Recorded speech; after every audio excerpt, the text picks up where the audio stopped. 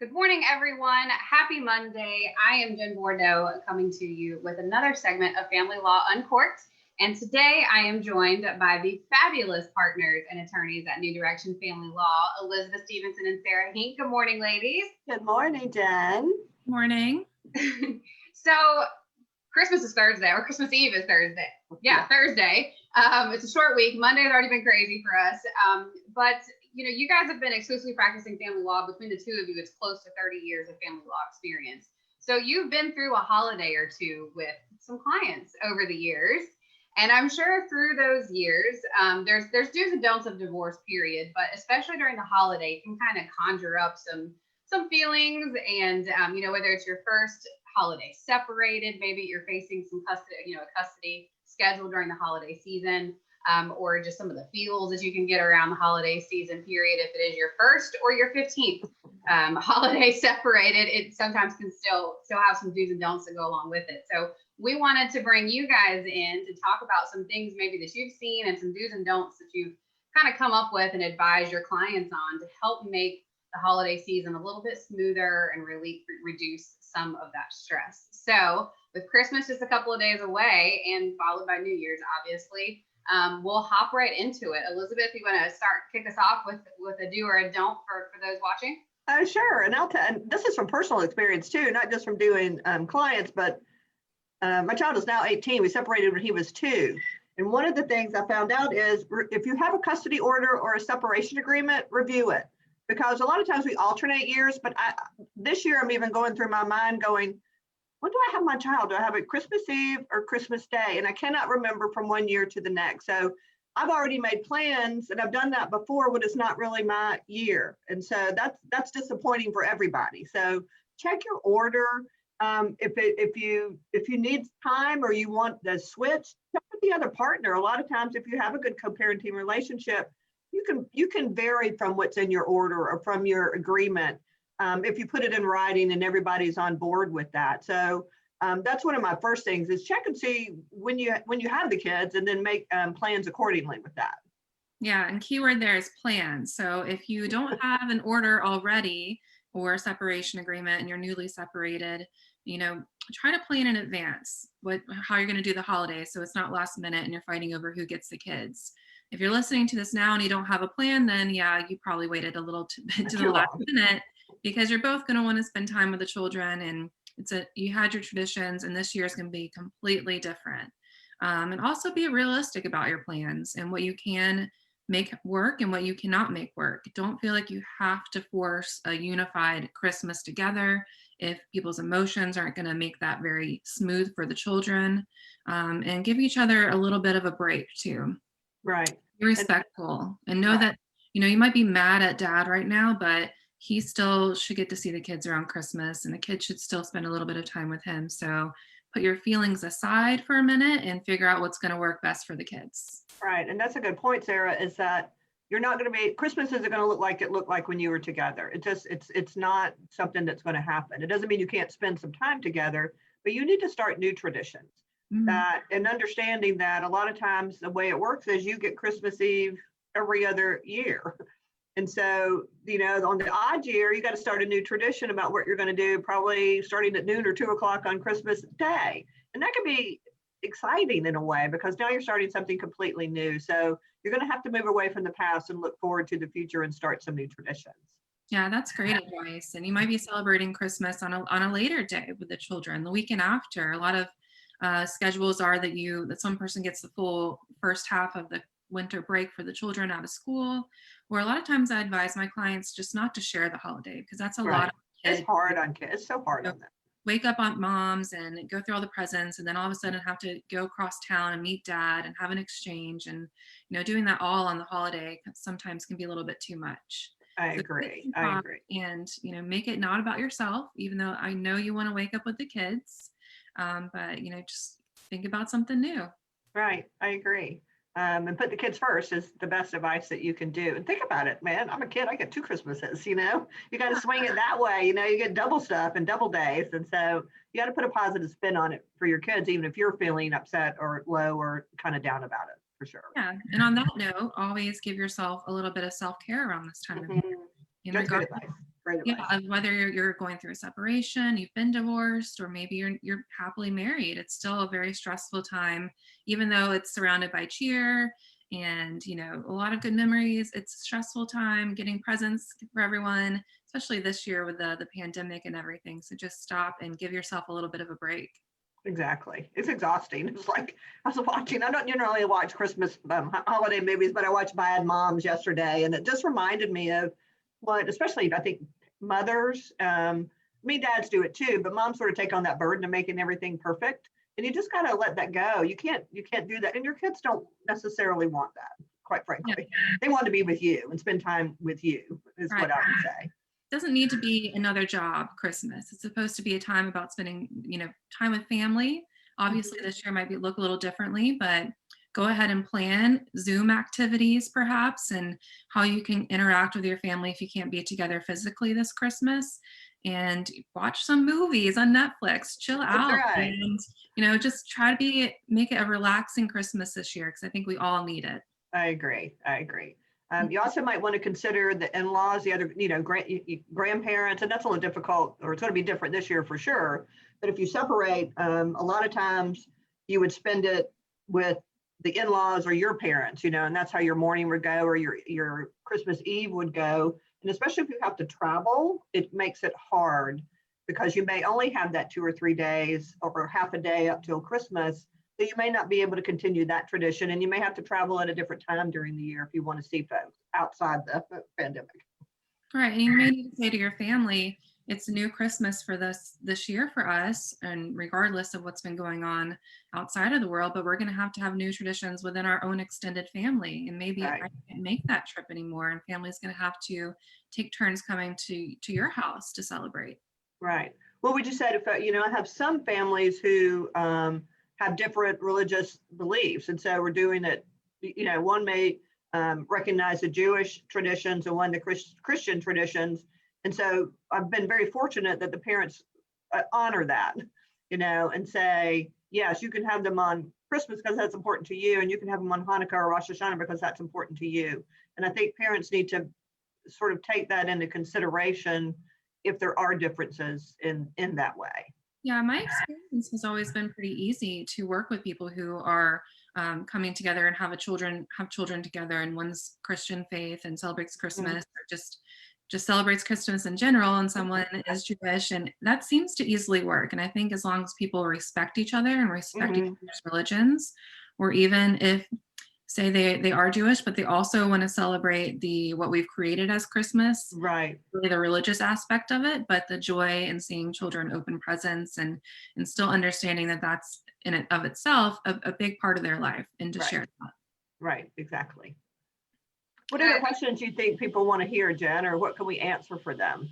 Yeah, I think yeah, I'm just thinking to some past experiences or situations that I've heard of, and some of it goes back to, I think there's an overriding theme in all of what you guys have been saying of a big do for divorce, separation through the holidays is to be understanding and to give some grace. I think some examples I've seen in the past, that removing the feelings for the other parent from the situation.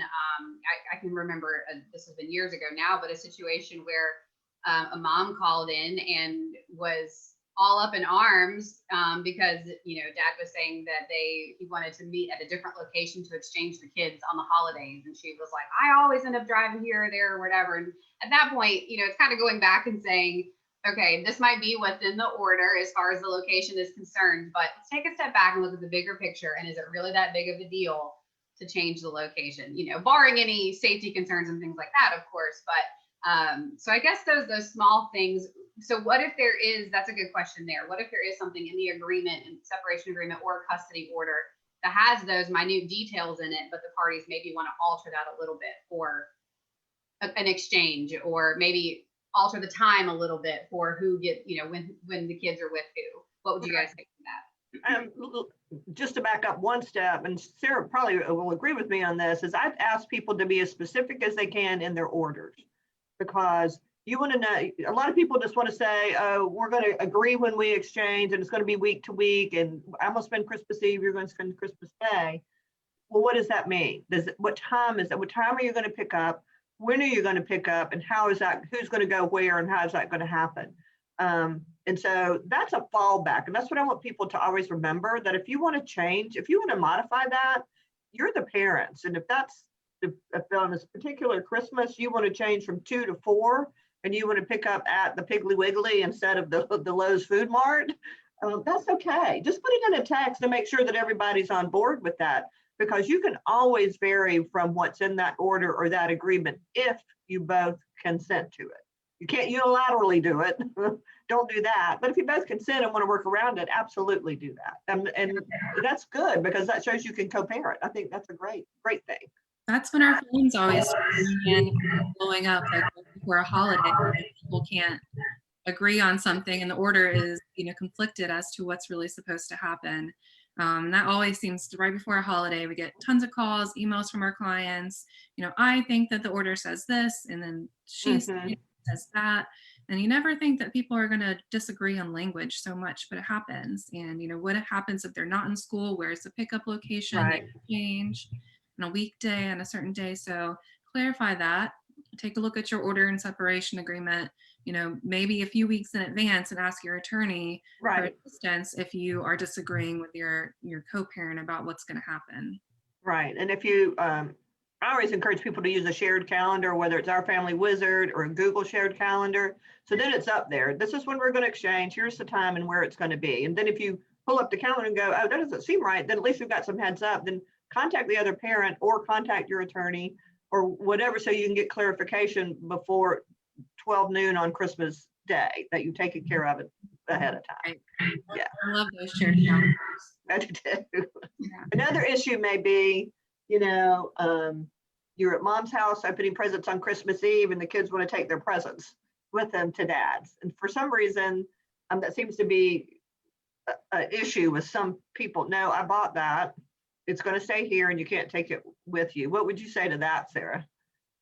You're going to know better than we will, your attorneys, and whether or not that's going to create conflicts with them and their feelings. Again, I think this is just about respecting the children and making sure they're the priority. Right. And if that's an established rule that the kids are understanding of, and that's how it's always been, then that's one thing. But, let's not just make emotions and about what I purchased needs to stay Exactly. here. Right. And making it about things that aren't about the children. Right. And I agree. It's their present. Let them do, with it what they want, if it doesn't cause conflict. And if it does, then I think there's a deeper issue than taking a present back and forth that you may need to work out. Presents for your kid. It should go where your kid goes. I agree. Also, that just means that the kid really likes the present and wants to keep it with them. I know. Think of it as a compliment. So yeah, definitely when we're thinking about the holidays, we think about the children, obviously. It's a very fun part of celebrating the holidays. But looking maybe at a situation where there aren't children involved. This just came to mind. The holidays can elicit feelings of nostalgia, and there might be some sadness that comes with that, and thinking about, holidays of past, and like we were speaking of traditions then, or not having that person in your life anymore. And those are all very natural feelings. So again, going back to giving yourself grace and that self-care, Sarah, that you mentioned earlier during the holidays, I would just from an emotional and mental standpoint say, do not reach out to your ex during the holidays, because those feelings are temporary. They will go away, but the holidays just has a way of kind of conjuring that up. But furthermore, from the legal standpoint, especially if there is some sort of no contact order, like a domestic violence protective order, and we have seen it, you guys more than me, time and time again, of people still reaching out all the time, but especially when those feelings may be heightened during the holidays. What can happen if there is a no contact order or domestic violence protective order in place, and the person on either side, if they reach out and contact each other during the holidays or anytime? Well, you're in violation of the order if it says there's no contact, and there's sometimes provisions about the children, and you can discuss what it allows you to discuss, but you're the person who holds the power with this protective order can go to the magistrate, and they can issue a warrant for your arrest. So be careful of that. And I think more importantly, and when it comes to domestic violence, is we do see an uptick with the actual domestic violence acts around this time. People they abuse alcohol more around the holidays. There's more drug use around the holidays. So honestly, I think it's even more important for us to say to you, if you're listening, if you feel like you might be unsafe during this time period with this, heightened emotion, and if you're in the relationship, you're living together right now, that being proactive before the holidays and maybe removing yourself is a great idea, or being with family members so you can be away from that violence. And Interact is available, I think, all through the holidays. Call 911 if there's something going on, even if it's on Christmas. But I know I always see an uptick with domestic violence cases around the holidays. I don't know about you, Elizabeth, but just do the best you can, because I know it's hard all year round, but especially in this time period. Right. And we just want to, folks may know that the courts have sort of shut down again, except for emergency issues. So even though the courts are closed, if it is an emergency, like an emergency custody or a domestic violence protective order, they will be open, or you can go to the magistrate, or like Sarah said, call 911, but yeah, considering the stress, the heightened stress, especially this year, look out for yourself and look out for your kids, and make sure that you're safe, and reach out if you're not, to someone that may be able to help you for sure. Right. Awesome. Well, I think these have all been great tips. Just to do a recap of everything that we've talked about throughout here. Do be understanding. Do give yourself grace and self-care during this time. Don't violate any sort of order. Do plan ahead, look at that. Do communicate with the other parent. And do keep the focus on the children and what's important, and honors where they're at, and having two parents, two households here that they're celebrating these holidays with. So any last couple of things or anything like that to add or to wrap it? And with COVID going on this year, I mean, it's just a whole other ball game anyway during the holidays. So just really gotta, and it's been a long year, so we're all, burnt out and the grief of COVID and everything. And so really trying to dig deep to find that deep breath and that patience during this time. We will all get through this. 2021 is on the horizon with hopefully some silver linings and promises to come. So anything else that you ladies would like to add before we wrap up? I do want to say, I think we left out like blended families and we're all calling bonus kids. That can sometimes be an issue too, but it can also be so exciting and so wonderful to see families come together. And as we talk about doing new traditions, doing those new traditions, instead of having 2 stockings up, you have 5 or 3 or whatever that is, So remember too that there's grace involved in that, and seeing your ex with someone else and seeing them move forward with a new family. That's really, really hard, and we understand that. But it's also imperative that if you can, support that, so that your children can know that, that you support that and you support them, and give them the opportunity to become part of that family too. Yeah, that's Elizabeth. I would just say, be kind to yourself, be kind to others, wear your mask if you're going to be around a lot of people and around a family setting. And hopefully we can all finish off this crazy year, with a little bit of love and some rest. So. Agree. Nice job, Sarah. Absolutely. Yeah. Bonus families are fun. So they are. I love my bonus dad, so I can't say anything.